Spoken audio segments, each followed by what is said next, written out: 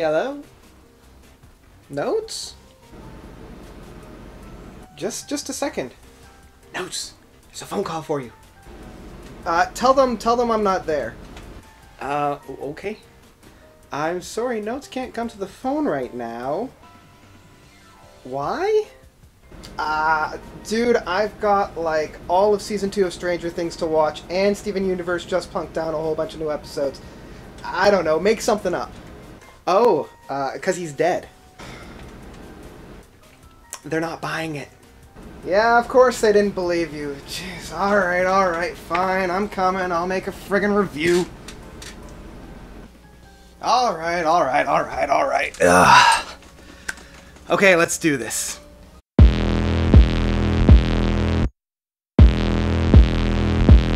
Reputation by Taylor Swift. So, those of you that have watched my YouTube videos for quite some time know that I am a big Taylor Swift fan. Mainly because of the relationship that I had with the individual that got me into Taylor Swift. I had a harder time connecting with the lyrical content of a lot of Taylor Swift songs just because it's in a different world than I'm in. I mean, a lot of her songs are about love and dating and the heartbreaks of relationships and all that, and I mean, when my extent of dating experience can be boiled down to, hey, do you want to see my King Crimson album collection? I've got them all from the 1960 debut album all the way up to their 1980 album.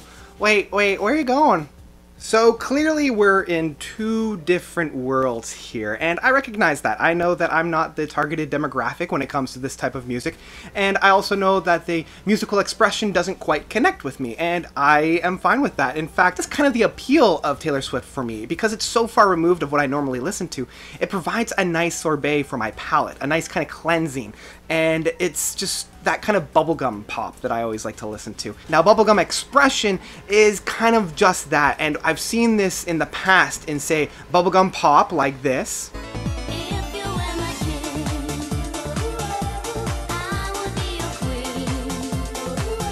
And to apply this in other subgenres, you also have bubblegum punk.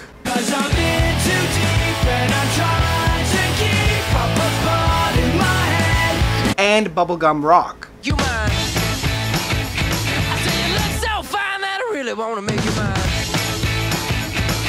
And so here, it's very much a bubblegum hip-hop. She's taking the zeitgeist of the times now, although I feel like this expression was actually from a number of years ago. There's a strip away of all traditional musical instruments in the fact of, like, there's very little guitars on this album at all. I think only one or two songs actually feature any kind of a guitar. The rest is all that synthesized hip-hop sounds, and it's fine to go into this direction, but part of the thing that I always liked about Taylor is that it felt more genuine with the presentation of music, and when we don't have the musical reflecting that, it does put a little bit of a barrier between the listener and Taylor. That is a little bit on the ironic side, because this album as a whole is Taylor's most intimate album, at least in terms of lyrical expression. Because of this, the musical presentation is also the most cohesive and the most, I guess, unified. Unlike past albums where there were kind of different styles of expression, here it's all the same root. And even like the main hooks of the songs are very akin to, I guess I want to call them like the Hans Zimmer drops. They became very popular with like the trailer to Inception, like this sound.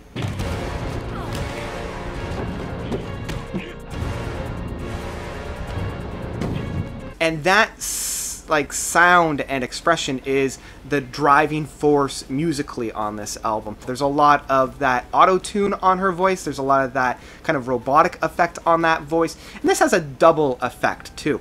It adds more to this concept of that reputation where it's kind of artificial, it's not really the real self, and by adding that layer, you're adding that presentation of, well, this isn't really me, because there's this after effect that's being applied to it.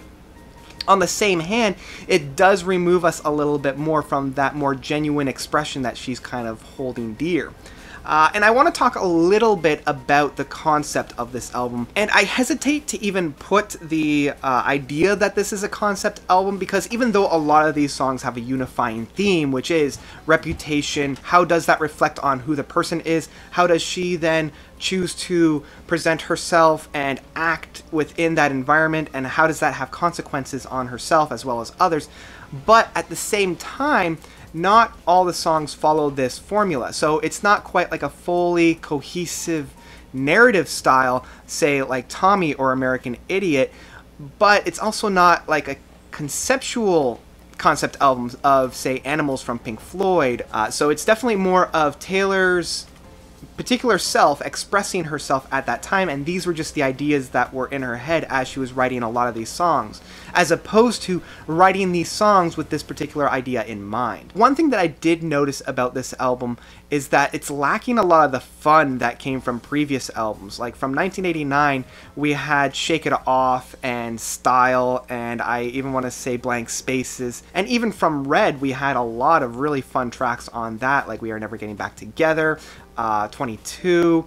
Here, it's still grooving and you can dance pretty easily to it, but it doesn't have that same fun aspect of it. Like the second track of Endgame featuring Ed Sheeran and Future, it's just very low-key. It's not really that energizing, and it's talking about how, again, that reputation kind of taints a new relationship that's going to be starting off right from the get-go, because there's different footings of who we think that person is. So that does kind of continue on that concept, but the music on there is just kind of bland. Like, it does show Taylor attempting to hip-hop sing or rap sing or that talk sing, and I wonder why she's trying this musical expression when she already has such a amazing vocal talent. And it's interesting, the next song that follows this up, I Did Something Bad, follows that same kind of suit, where it's not all that fun, and she's talking about, oh, people perceive that I did something bad, but really how bad could it be if I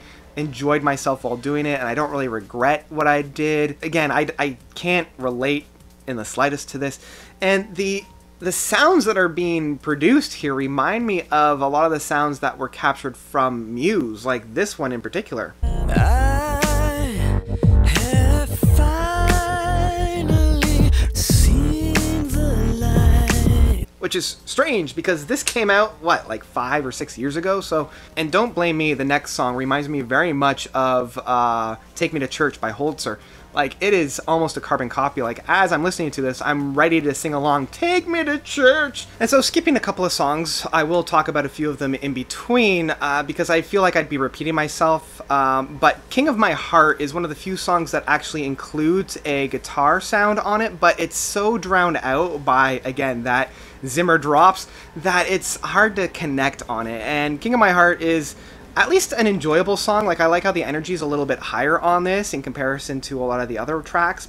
Dress, Call It What You Want, and New Year's Day. Dress, again, I can't connect to, because I don't live in that world. And New Year's Day, I at least enjoy how intimate this track is, because it's just Taylor and the piano, and here is where all of that other big sounds and big noises are gone, and it really is a very intimate track where she's reflecting on the entire album. And in terms of drawing everything together and closing the album off, I feel like New Year's Day does a fantastic job at doing that. I do enjoy the fact that the album opens up so strongly with Ready For It. Like, it really sets the tone for the album right off the gates by providing us with those Zimmer drops and just kind of solidify the sounds that we're going to have. It's catchy, I enjoy it, I find myself grooving along to it. It's got that very meaty hook of that wow, wow, wow. Look What You Made Me Do it's grown on me. I can't get over the chorus. I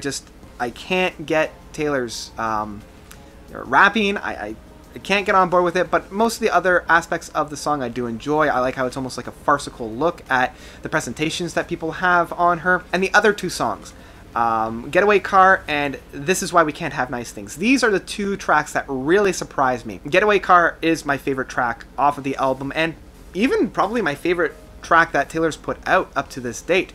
Not necessarily on a lyrical content. The lyrics are okay.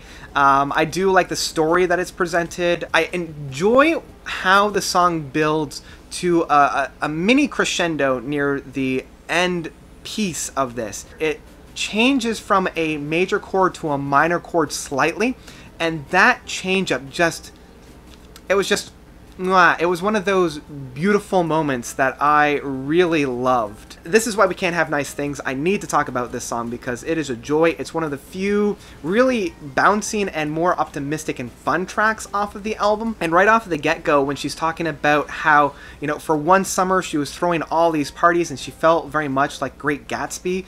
And whenever you bring Gatsby into something, I immediately perk up. It really raised a lot of questions for me because it's talking about the friend zone and those nice guys, and essentially it's a big FU to those nice guys, which is why this is why we can't have nice things. I don't like that friend zone, like those guys that, oh, I'm in the friend zone, this is the worst. And I'm like, dude, get over yourself. You're not in the friend zone because you're not really being their friend.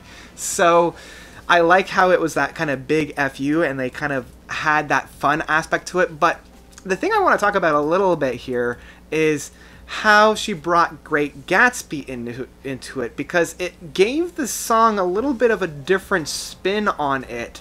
Like Gatsby was essentially throwing all those big parties with his new money to get with Daisy. Like, that was the whole intent. He was doing this to sleep with her, to get back with her. It was interesting that she brought in Gatsby when she was demonizing a guy that was essentially trying to get with her. Like, there was a little bit of a cross metaphor, and you have to be careful when you're talking Gatsby because there's a lot that comes with that metaphor, so gotta be careful there, old sport. But I still enjoyed thinking about it and analyzing it through that lens, and it did bring a little bit more of a dimension to the track, so I'll applaud it for that. So overall, this album is probably Taylor's most cohesive and strongest album to date, which is why, subjectively and objectively, I have to say, probably recommend streaming this album. That's my take. I know a lot of my viewers aren't going to really gravitate to this album, but I still felt like I needed to review it. So what did you guys think? If you have listened to it, let me know of your own thoughts by commenting down below. Thank you guys so much for watching. You guys are definitely the best. And as always, until next time, notes out.